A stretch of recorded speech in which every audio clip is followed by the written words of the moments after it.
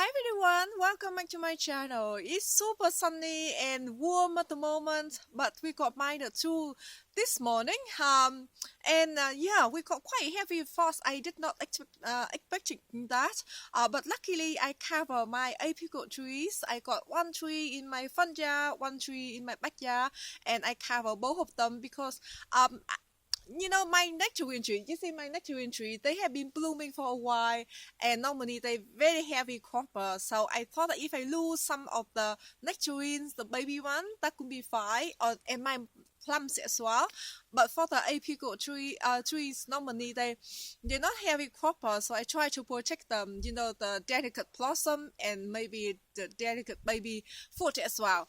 Anyway, the video today I'm gonna show you what I've been working on. I think mainly I'm gonna dig up one of my Feijoa trees that it have been struggling so much. I'm gonna work with you and talk with you, and maybe if I have time I will separate my vernaculars that I planted them. I think I'm not sure, maybe a month ago.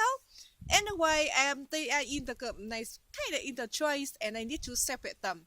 Okay, let me show you my feijoa. So the area over here, I got one hedge of my feijoa on this side of the garden bed, and I do have another kind little hedge over that way, and another hedge like from our side to the neighbor over there as well. Okay, so talking about this tree, I think I just show you, I think, several videos about the trees, and I think now I know the reason why I've been struggling so much. And because there's no reason, at the beginning night of the season last year, in the spring, the tree had full of blossom and a lot of leaves were still on. Like, yeah, it was nothing wrong with the tree at that time. And after that, in the summer, and I just kind of started to know the leaves like wilting down, and they dropping a lot since then. And anyway, for a while I haven't figured out what's going on with this tree. And after that, like few months thinking and keep thinking, and the other day I went out here and I look at the base of the tree, and I think because before I got 3 hydrangea bush, so I did have I think that bush still there.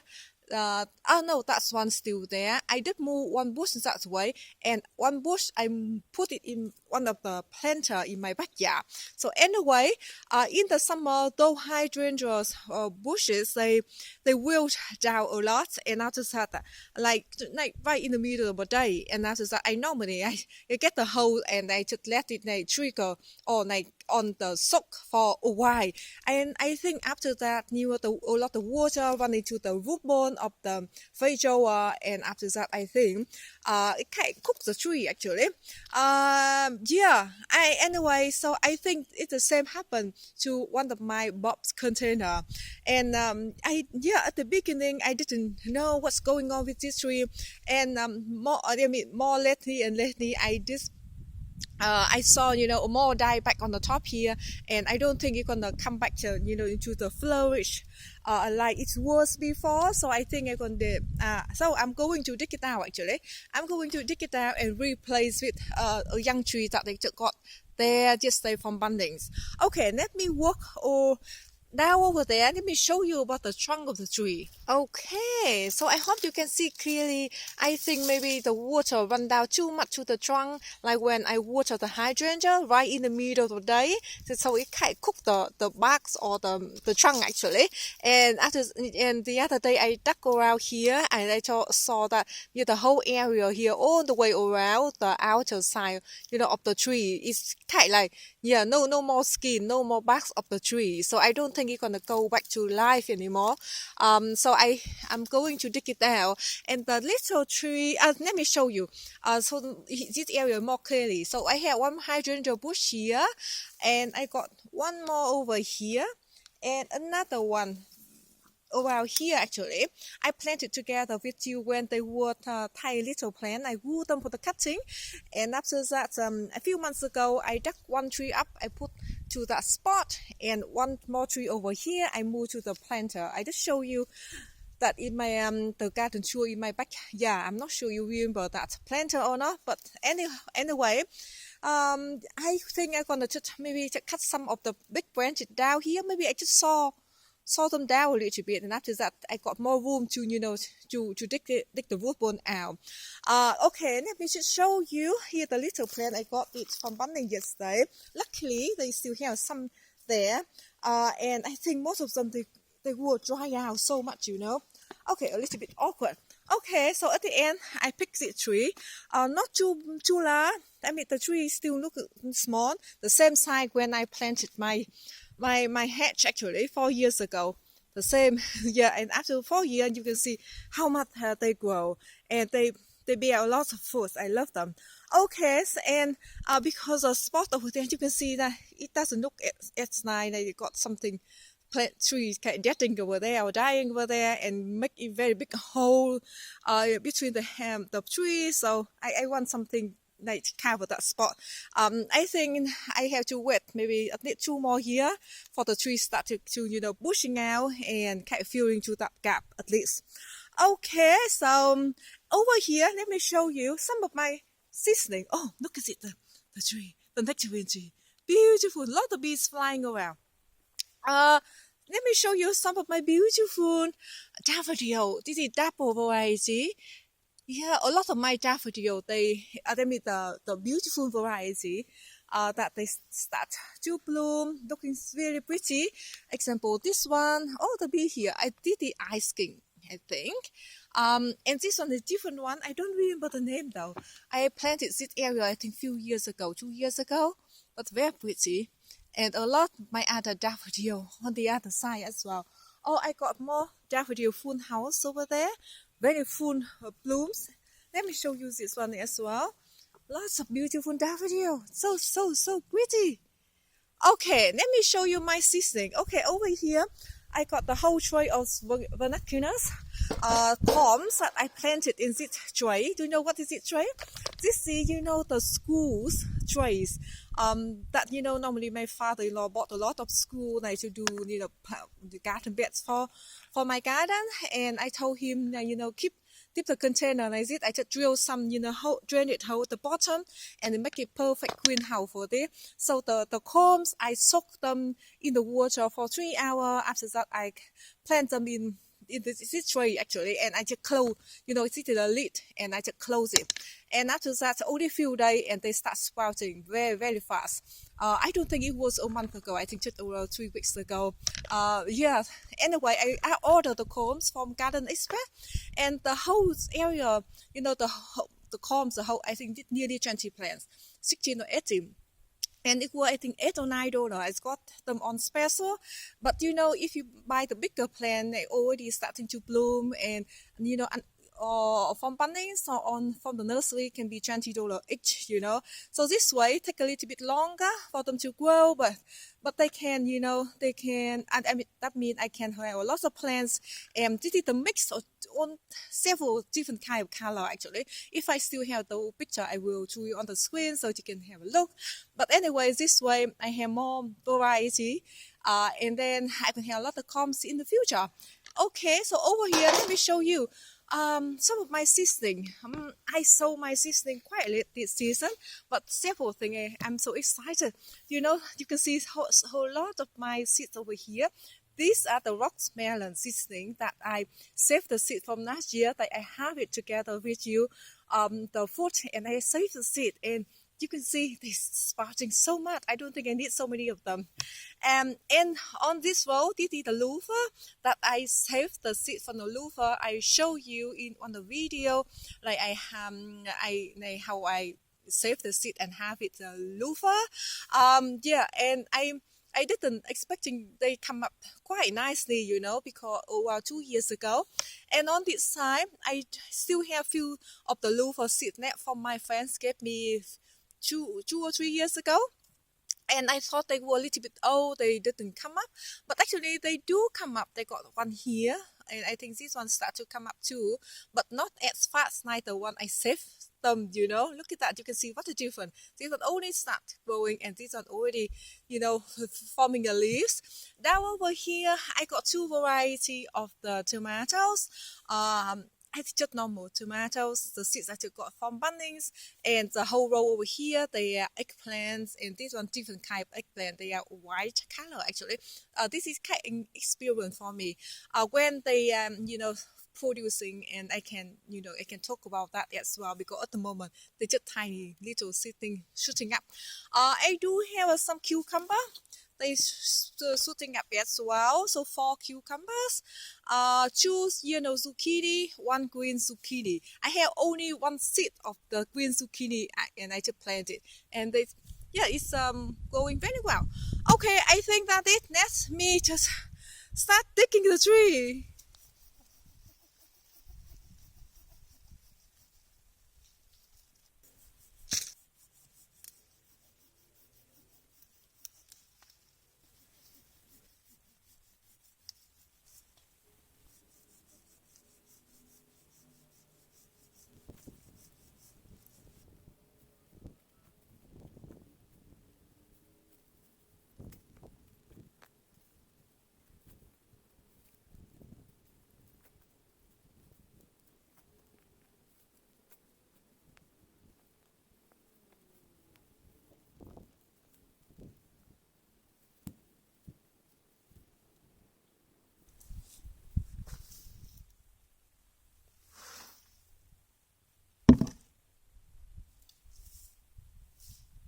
Alright, this is done. But first, let me show you. Here's a root bone of the tree.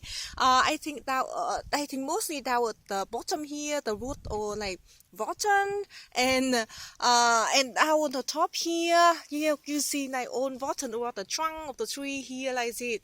So I think too much water for it. I shouldn't done like that. But anyway, the lesson learned for me. So I recommend like, if you got the tree next to your hydrangea bush, and try if you want to help the hydrangea stay hydrated, and to try to not let the water go to the tree nearby, and especially if a lot of the trees they don't like too much water, and especially they go to their trunk as well. And so in this case you see the trunk get rotten, and the root get rotten as well. But anyway, let me show you. So the little tree look kind of bare at the moment, and the whole hedge over here. I think when we moved into this property, and my husband did look on several options. So what kind of the plants that we can plant for the hedge, and also we can eat as well. And after that he chose Feijoa. I wasn't keen on that idea at that time, because I didn't know what the Feijoa food tastes like, and the tree looks okay, but it's not super attractive, But anyway, I love them now, very, very much actually, after I taste the first fruits. Anyway, so when we planted them, I don't know, over a meter apart, maybe 1.2 or 1.5 meter apart. So I try to aim this tree here kind of in the center between those two trees, and I just trim some of the the lower branches down at the base of the tree as well, because I want that tree could have the same similar look like the other one, okay, bare that at the bottom, like one main trunk, if you understand, like the tree, not the shrub. Okay, I think that's it. I think I still have time to divide my ranunculus, so let me to find some container, and we go to the shady area. It's quite sunny and hot actually, hot in the sun. Okay, I'm inside now, so it's nice to be inside. It's quite sunny outside, hot. In here, I think I'm guessing about 15 or 18 ranunculus combs, and now they're shooting up very nicely, growing. They are around 7 or 8 centimeter high, and their roots looking very good. I'm not sure you can see, but the root system looking very good. So I think they're ready to pot them up. So I just use this in 8 or 10 centimeter width of the container. So in here I do have the whole big container here. This is the premium potting mix from Martin. Personally, I prefer Martin better, better than Osmos. I feel this one, they got more nice picture, and they got more fertilizer in the mix than the Osmos coat. Okay, so the main thing is we don't want to damage the stem too much, but maybe if I can tip it out like this, and then I can easily separate it.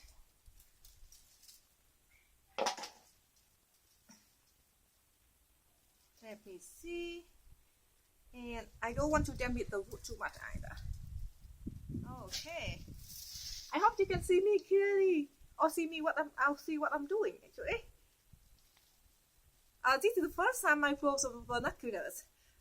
And you know, I know I saw a lot of people grow successfully in our area, but I never tried before. Especially I grow them from the corms, you know, and it's like all the corms they were tiny, so I was kind of a little bit nervous about them. But then after only a few days, they're shooting up. I'm so excited. Let me just put every plant that I pot them up, I put them aside and give you the closer look later. But let me just pot them up first. Last year, my friend, you know, my Vietnamese friend, she bought one plant from Bunning and it's worth $15. At that time, the plant started to, you know, to produce a flower, and then I don't know what did she do wrong or something, I don't know, and then it did. So to compare like $15 for one plant, and the whole knot over here, I got the corn, and they it's worth I think $8 or $9. I think pretty good for the price, and few year I can, you know, divide it. I heard they multiply quite quick, you know. Okay, they have very strong root system here.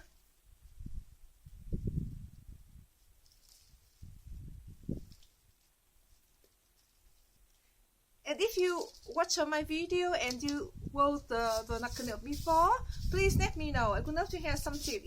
Alright guys, so it is all done. I counted totally. I got 18 of the vernaculars, corms or plants. They are growing now. Some of them they are a little small though. Let me show you. Example, this one, and I did notice that when I planted the corm as well, I think I got another one little one. Maybe not. Anyway, I thought that maybe those two little ones they were tiny. Maybe they didn't shoot up, you know. But anyway, they're growing, so that they're exciting. And I place them in the shady area for now, and maybe tomorrow as well. Just kind of help them to reduce the stress a little bit, because I just kind of tear all their roots apart. Yeah, I will keep them moist, and after 2 days, and I will bring them back to the sunny area. Okay, I think that is, and thank you so much for watching. I hope you have a beautiful day. Oh, by the way, I'm in my backyard at the moment. Let me show you. By the way, let me show you. This is my apricot tree. So we got mine the two last night. And then I just didn't want my you know, my blossom or the apricot blossom got frosted. So I cover the tree with the frost cloth. And I just kind of open it during the day like this, because as I think, did I mention that we can have mine too? Maybe in few more days, so I won't, you know, have to, you know, tot the fog cloths back again. So it kind of working at the moment. I kind of determined to have some more apricot fruit actually, and I do see the bees flying around, so that's great. Anyway, the tet daffodil looking gorgeous at the moment. They look super cute. And I love the sound of the water from my pond. You see the fountain running over there. Can you see that? Anyway, I hope you have a beautiful day, and thank you so much for watching this video, and I hope to see you in the next one very soon. Bye bye.